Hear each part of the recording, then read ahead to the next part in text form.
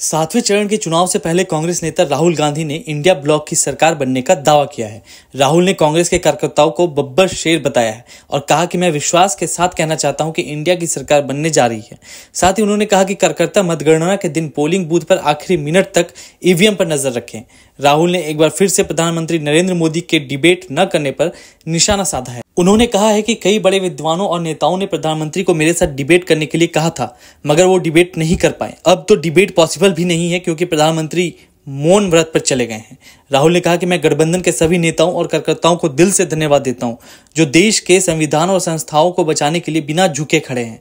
उन्होंने कहा कि हम जनता से जुड़े हुए हैं, वास्तविक मुद्दों पर चुनाव लड़ने में सफल रहे और प्रधानमंत्री के बार बार भटकाने के प्रयास के बावजूद किसानों, मजदूरों, युवाओं, महिलाओं और वंचितों के लिए आवाज उठाई। कांग्रेस नेता राहुल गांधी ने चुनाव प्रचार के अंतिम दिन गुरुवार को पंजाब में नवा शहर के खटकड़ कला गांव में चुनावी रैली को संबोधित किया। उन्होंने कहा कि मोदी ने 3 कानून लाकर किसानों को मजदूर बनाने की कोशिश की। अब अग्निवीर योजना लाकर इन्होंने जवानों को मजदूर बना दिया है। 3 साल तक काम करवाएंगे, फिर जूता मार भगा देंगे। उन्होंने कहा कि नरेंद्र मोदी की नीतियों ने अर्थव्यवस्था को रोक दिया। जो छोटे बिजनेस वाले हैं, जो हाथ से काम करते हैं, उन्हें खत्म कर दिया। रैली के बीच राहुल गांधी से महिला ने कहा कि नशा बंद करवा दो। इस पर राहुल ने कहा कि पंजाब से नशा खत्म कांग्रेस ही कर सकती है, ये लोग नहीं कर सकते। हम बड़ी तेजी से नशा खत्म कर देंगे। आपको बता दें, प्रधानमंत्री नरेंद्र मोदी का कन्याकुमारी में विवेकानंद रॉक मेमोरियल के ध्यान मंडपम में 45 घंटे का ध्यान शुरू हो चुका है। वे 1 जून तक ध्यान मग्न रहेंगे। मोदी उसी जगह ध्यान कर रहे हैं जहां 1892 में स्वामी विवेकानंद ने ध्यान किया था। लोकसभा चुनाव प्रचार का शोर थमते ही पीएम मोदी गुरुवार 30 मई की शाम कन्याकुमारी पहुंचे। यहां उन्होंने सबसे पहले भगवती देवी अम्मन मंदिर में दर्शन पूजन किया। पूजा के दौरान मोदी ने सफेद मुंडू, जो दक्षिण भारत में लुंगी की तरह पहना जाने वाला परिधान है, वो पहना था और शॉल ओढ़े थे। पुजारियों ने उन्हें विशेष आरती कराई और प्रसाद, शॉल और देवी भगवती अम्मन की फ्रेम में मड़ी हुई तस्वीर दी। नमस्कार। कैंपेन खत्म हुआ। मैं देश की जनता को और कांग्रेस के सारे कार्यकर्ताओं को, इंडिया गठबंधन के कार्यकर्ताओं को, कांग्रेस पार्टी के जो बब्बर शेर हैं, आप सबको दिल से धन्यवाद करना चाहता हूं। इतना समर्थन दिया आप सब ने, देश की जनता ने, और हमारे कार्यकर्ता हर इंच के लिए लड़े। इलेक्शन संविधान को बचाने का है, हिंदुस्तान के संस्थाओं को, इंस्टीट्यूशंस को बचाने का है, और हमने नैरेटिव को कंट्रोल किया और एक नया विजन हिंदुस्तान के लिए हमने सामने रखा। गरीबों के लिए, किसानों के लिए, स्मॉल मीडियम बिजनेसेस के लिए, बेरोजगार युवाओं के लिए। इंडिया गठबंधन की सरकार बन रही है। इंटेलेक्चुअल्स ने, थॉट लीडर्स ने प्रधानमंत्री को कहा था कि मेरे साथ डिबेट करें, मगर वो डिबेट नहीं कर पाए और अब तो डिबेट पॉसिबल है ही नहीं क्योंकि वो मौन व्रत पे चले गए हैं। पोलिंग डे आ रहा है और मैं इंडिया गठबंधन के सारे बब्बर शेर कार्यकर्ताओं से कहना चाहता हूँ, लास्ट मिनट तक आप पोलिंग बूथ पे रहिए। लास्ट मिनट तक आपकी आंख पोलिंग बूथ पर, ईवीएम मशीन पर होनी चाहिए। बहुत बहुत धन्यवाद। जय हिंद। मैं ज्ञानचंद एक आम आदमी आ। मैं ਲੱਕੜ ਦਾ ਕੰਮ ਕਰਦਾ ਸੀ। ਅੱਜ ਤੋਂ 10 ਸਾਲ ਪਹਿਲਾਂ ਬਹੁਤ ਵਧੀਆ ਕੰਮ ਚੱਲਦਾ ਸੀ।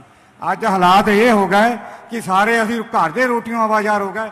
ਮੇਰੇ ਖਿਆਲ ਆ ਕਿ ਮੇਰੇ ਵਰਗੇ ਤੁਹਾਡੇ ਵੀ ਬਹੁਤ ਸਾਰੇ ਬੱਚੇ ਆ ਜਿਹੜੇ ਘਰਾਂ 'ਚ ਡਿਗਰੀਆਂ ਕਰਕੇ ਬੈਠੇ ਆ। ਕੋਈ MBA, ਕੋਈ BCA, ਕੋਈ ਕੁਝ ਕਰਕੇ ਬੈਠਾ। ਕਿਸੇ ਨੂੰ ਕੋਈ ਕੰਮ ਨਹੀਂ, ਕੋਈ ਐਸਾ ਇਲਾਕੇ 'ਚ ਫੈਕਟਰੀ ਨਹੀਂ। ਬਹੁਤ ਲੋਕ ਦੁਖੀ ਆ। महंगाई इन्नी हो गई, ਜਿਹੜਾ सिलेंडर 350 ਦਾ ਸੀ ਅੱਜ 1200 ਦਾ ਹੋ ਗਿਆ।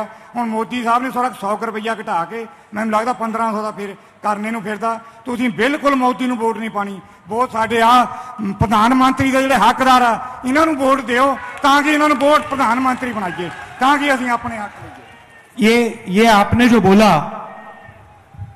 ये आपने बिल्कुल सही बोला है कि नरेंद्र मोदी जी ने हिंदुस्तान की अर्थव्यवस्था को रोक दिया है और जो छोटे बिजनेस वाले हैं, स्मॉल मीडियम बिजनेस वाले हैं, हाथ से जो काम करते हैं, उनको सबको खत्म कर दिया है।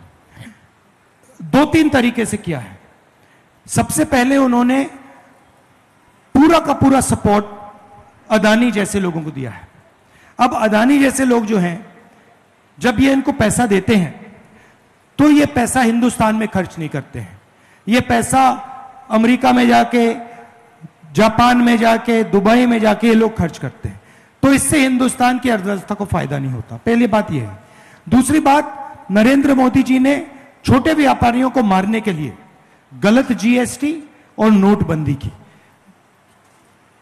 मीडिया कहता है कि नोटबंदी और जीएसटी से देश को फायदा हुआ है। मगर सच्चाई यह है, और पूरा हिंदुस्तान जानता है, कि नोटबंदी और जीएसटी ने हिंदुस्तान का नुकसान किया, और खासतौर से जो छोटे बिजनेसेस हैं उनको खत्म किया। अब देश में रोजगार छोटे बिजनेसेस देते हैं। अंबानी जी देश को रोजगार नहीं देते, अदानी जी रोजगार नहीं देते। तो मैं आपको अपनी सोच के बारे में बताना चाहता हूं, हमारा प्लान क्या है। सबसे पहले किसानों को हम गारंटीड कानूनी मिनिमम सपोर्ट प्राइस दे रहे हैं, तो और उनका कर्जा माफ करने जा रहे हैं। तो अब किसानों के जेब में इंडिया गठबंधन की सरकार पैसा डालेगी, पहला काम। दूसरा काम जो मैंने अभी आपको कहा, मजदूरों को 250 रुपए नहीं 400, आंगनवाड़ी और आशा महिलाओं को दुगना, उनके बैंक अकाउंट में पैसा डाल रहे हैं। तीसरा, महालक्ष्मी योजना, हिंदुस्तान के सब गरीब लोगों की लिस्ट बनेगी।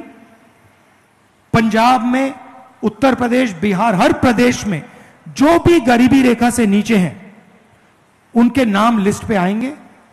हर परिवार में से एक महिला का नाम चुना जाएगा और उस महिला को हर महीने 8,500 रुपए ठकाठक अंदर, साल के 1 लाख रुपए। तो करोड़ों महिलाओं को हम साल का 1 लाख रुपए देंगे, और वो उस दिन तक मिलेगा जब तक वो गरीबी रेखा से निकल जाएंगे। तीसरी बात, पहली नौकरी पक्की स्कीम। आपने ग्रेजुएट्स की बात की, आपने इंजीनियर्स की बात की। हिंदुस्तान में मोदी जी ने इंजीनियर्स को, ग्रेजुएट्स को कहा कि आप लोग पकौड़ा बनाओ। मैं दिल्ली रेलवे स्टेशन गया, वहां एक युवा मिला, सिविल इंजीनियर, वो कुली का काम कर रहा है। तो यह बहुत बड़ी समस्या है, बेरोजगारी की समस्या है। इसको हल करने के लिए पहला काम 30 लाख सरकारी नौकरियां हम आपके हवाले करने जा रहे हैं जो खाली पड़ी हुई हैं। दूसरा काम, पहली नौकरी पक्की, 1 साल की नौकरी पब्लिक सेक्टर में, प्राइवेट सेक्टर में, BHEL, HAL जैसे कंपनीज में, इंडियन ऑयल में, हिंदुस्तान पेट्रोलियम में, सरकारी ऑफिसेज, सरकारी यूनिवर्सिटीज, सरकारी कॉलेजेस, सरकारी अस्पतालों में ये नौकरियां मिलेंगी। ये नौकरी का अधिकार होगा, तो कोई भी युवा 1 साल का अधिकार मांग पाएगा, सरकार को देना ही होगा। महीने का 8,500 रुपए, साल का 1 लाख रुपए, खटाखट अंदर। और आप हमसे जुड़े रहने के लिए सब्सक्राइब करें YouTube पर, फॉलो करें Twitter पर और लाइक करें Facebook पर। और ज्यादा जानकारी के लिए